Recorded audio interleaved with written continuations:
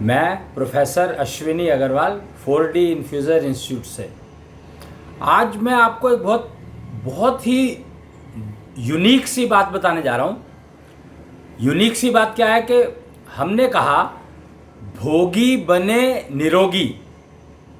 षोडश पंथ में ये सिखाया जाता है कि अगर आपको निरोगी रहना है तो आपको भोगी बनना ही पड़ेगा। भोगी बनने का अर्थ क्या है, अब ये समझने की भी बात है, क्योंकि कहते हैं कि भोग छोड़ो और भोग लगाओ। अब मुझे पता नहीं कि भोग लगाना चाहिए या भोग छोड़ना चाहिए, पर मुझे ये मालूम है कि भोगी बनने से निरोगी रहना सबसे आसान है।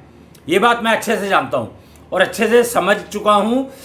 पिछले 25-30 साल के एक्सपीरियंस से श्वास पथ पर चलते हुए मैंने ये अच्छे से समझ लिया कि अगर मैं भोगी रहता हूँ तो मैं निरोगी रहता हूँ, अगर मैं भोग छोड़ देता हूँ तो मुझे रोग पकड़ सकते हैं।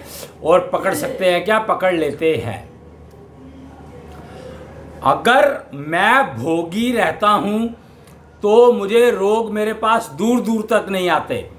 ये मैंने एक्सपेरिमेंट किया। फिर जब मैं 60 साल का हुआ, उससे पहले ही मैंने शुरू कर दिया था। 58 साल जब मैंने क्रॉस किए तो 58 साल के बाद मैंने थोड़ा थोड़ा खाना जो है अपना, वो कहते हैं ना भोग छोड़ो, अब ये छोड़ो, अब उम्र हो रही है, ये हो रहा है, तो मैंने कहा चलो अब ये भी करके देखते हैं। 2 साल तक मैंने धीरे धीरे भोजन को के स्वाद अनुसार ना खा करके ज़रूरत अनुसार शिफ्ट कर दिया।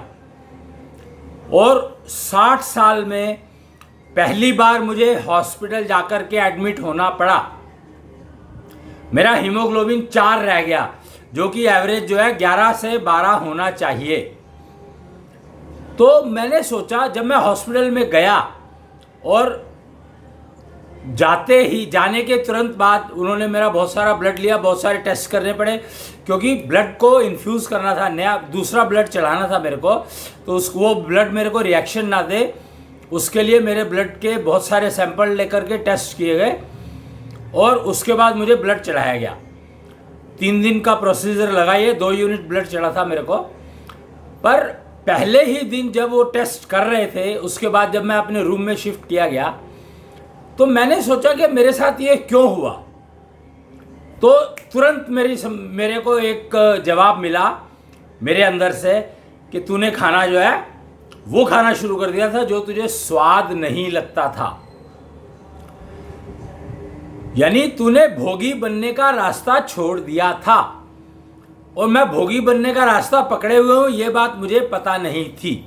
पर मैं अच्छा खाता था, स्वाद अनुसार खाता था। लोग कहते थे, कुछ लोग पेट भरने के लिए खाते हैं, कुछ लोग खाने के लिए खाते हैं, कुछ लोग खाना पेट भरने के लिए खाते हैं और कुछ लोग खाना जीने के लिए खाते हैं।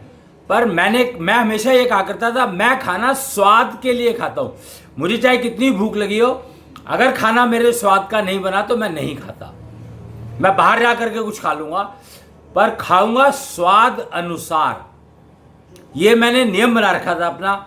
जो नियम मैंने तोड़ा 58 साल के बाद मुझे बताया गया कि अब जो है टाइम आ गया कि आप जीने के लिए खाओ, खाने के लिए मत जियो। पर मैंने कहा चलो ये करके देखते हैं, और उसका नतीजा मैं भुगत चुका हूँ।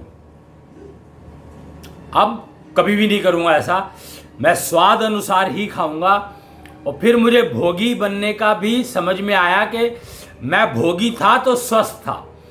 तो यही बात मैंने अब लोगों को बतानी शुरू की है कि अब समय आ गया था कि मुझे ये बात बतानी बहुत ज़रूरी है, क्योंकि कोरोना ने बहुत ज़्यादा लाइफ को डिस्टर्ब किया। या मैं ये कहूँगा कि डिस्टर्ब नहीं किया, उसने बहुत अच्छा मौका दिया हमें अपने आप को समझने का। और वो दिन है, हम घर में बंद हैं लॉकडाउन की वजह से, जिसने हमें कोरोना के अटैक से बचाया। हम फिर भी शुक्रिया अदा करेंगे हमारी सरकार का, जिन्होंने हमें एक ठीक समय पे गाइड कर दिया कि लॉकडाउन रहने में ही फ़ायदा है।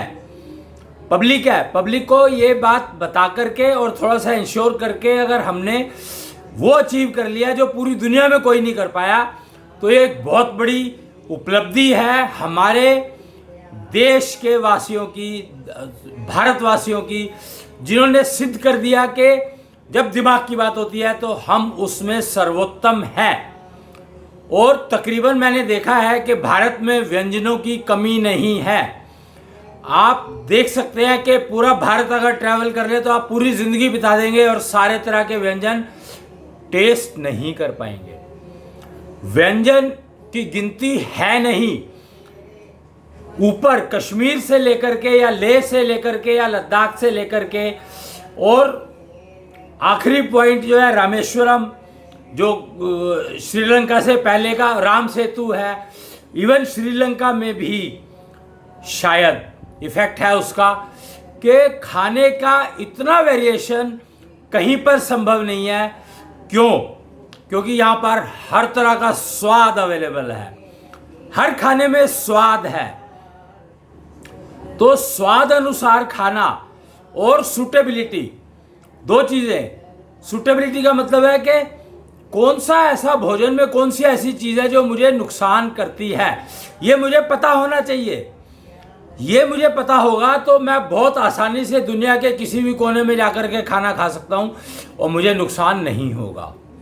जैसे 5 तत्वों से शरीर बना है, तो 5 तत्वों से शरीर बना है, तो मैं वो एक तत्व ऐसा होता है जो मेरा बार बार डिस्टर्ब हो सकता है, होता है।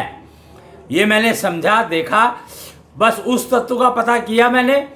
एक टेक्नोलॉजी है पंचारक,